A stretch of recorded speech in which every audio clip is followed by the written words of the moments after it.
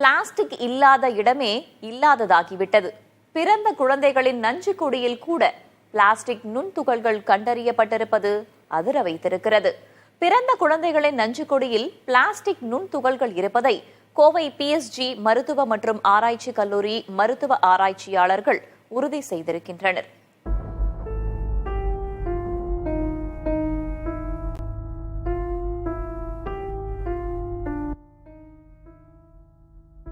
Kovai PSG மருத்துவ மற்றும் ஆராய்ச்சி கல்லூரி மருத்துவ ஆராய்ச்சியாளர்கள் குழு பிறந்த குழந்தைகளின் உடல்களில் பிளாஸ்டிக் நுண்துகள் உள்ளதா என்பதை அறிய 3 மாதத்துக்கு முன் ஆய்வை தொடங்கினர். குழந்தைகளிடம் ரத்தம் எடுக்காமல் வீணாகும் நஞ்சுக்கொடிகளை சேகரித்து அதில் உள்ள ரத்தத்தை ஆய்வுக்கு உட்படுத்தினர். ஆராய்ச்சிகள் ஆரம்ப கட்டத்தில் உள்ள நிலையிலேயே பிளாஸ்டிக் நுண்துகள் இருப்பது உறுதி செய்யப்பட்டுள்ளது.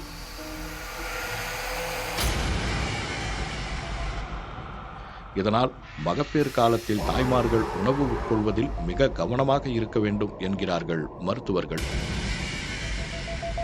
உணவு அப்படின்னா பிளாஸ்டிக் கண்டெய்னர்ஸ்லேயோ பிளாஸ்டிக் கவர்லேயோ பேக் பண்ண உணவு மூலமாகவும், இன்ஹலேஷன் அதாவது அதை சுவாசிப்பதன் மூலமாகவும் போகும்.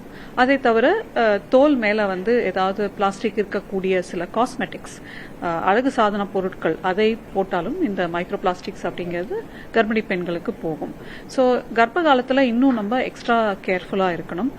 குறைஞ்ச ஒரு 15-20 வயசு அந்த டைம் வரைக்கும் நம்ம ஃபாலோ பண்ணோம்னா இந்த குழந்தைகளோட உடம்புல அவங்களுக்கு உடல் பருமன் பிரச்சனைகள், சர்க்கரை அளவில் குறைவா இல்லை தவறுகள், அப்புறம் அவங்களோட ஹார்மோன்ஸ், இந்த பருவ வயது அடைகிறதுல ஏதாவது மாற்றங்கள் இதெல்லாம் இருக்காங்க நம்மளுக்கு தெரியும். ஸோ இந்த அளவு இது பிரச்சனை இருக்குங்கிறது தெரியுது. ஆனால் இதோட பாதிப்புகள் எவ்வளோ தூரம் குழந்தைகள் ஏற்படுதுங்கிறத நம்ம இன்னும் ஃபாலோ பண்ணி பார்த்தா தான் நம்மளால சொல்ல முடியும். பிளாஸ்டிக் பொருட்களை பயன்படுத்துவதால் எளிதாக பிளாஸ்டிக் நுண்துகள்களும் உடலுக்குள் சென்று விடுவதாக மருத்துவர்கள் தெரிவிக்கிறார்கள். So different condition like refrigerator, sunlight எக்ஸ்போசர்லாம் அந்த ட்ரீட்மெண்ட் பண்ணிட்டு அந்த பாட்டில் இருக்க வாட்டர் இந்த மைக்ரோ பிளாஸ்டிக் அனலைஸ் பண்ணி பார்த்தோம். அதில் பார்த்தீங்கன்னா கவர்மெண்ட் என்ன லிமிட் சொல்லியிருக்காங்களோ அதை விட ஒரு 3 மடங்கு அதிகமாக தான் அதில் ப்ரெசென்ட் ஆயிருக்கு. ஸோ இப்போ நார்மலாகவே நீங்கள் நிறைய கடைகள்லாம் பார்த்தீங்கன்னா வெளியே தான் வச்சுருப்பாங்க. சன்லைட்டில் அப்படியே இருக்கும், இல்லை ஃப்ரிட்ஜில் இருக்கும். நம்மளே வாங்கிட்டு ஒரு 1 வீக்கோட வீட்டில் ஸ்டோர் பண்ணுவோம். ஸோ அந்த மாதிரி கண்டிஷனில் ஸோ அந்த வாட்டரில் கண்டென்ட் மைக்ரோ பிளாஸ்டிக் அதிகமாக தான் இருக்கு. கோவை வேடப்பட்டி பகுதியில் 350 விவசாயிகள் தேர்வு செய்யப்பட்டு அவர்களின் உடலில் பூச்சிக்கொல்லி மருந்து பயன்பாடு தாக்கம் உள்ளதா என ஆய்வு செய்யப்பட்டது.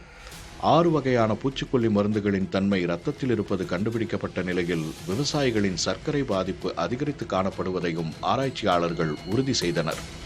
கருவில் உள்ள சிசுக்களை கூட பாதிக்கக்கூடிய பிளாஸ்டிக் நுண்துகள்களால் நரம்பியல் வளர்ச்சி பாதிப்பு, ஹார்மோன் மாற்றங்கள் ஏற்படக்கூடும் என்பதால் மனித இனத்தின் எதிர்காலமே கேள்விக்குறியாகியுள்ளது.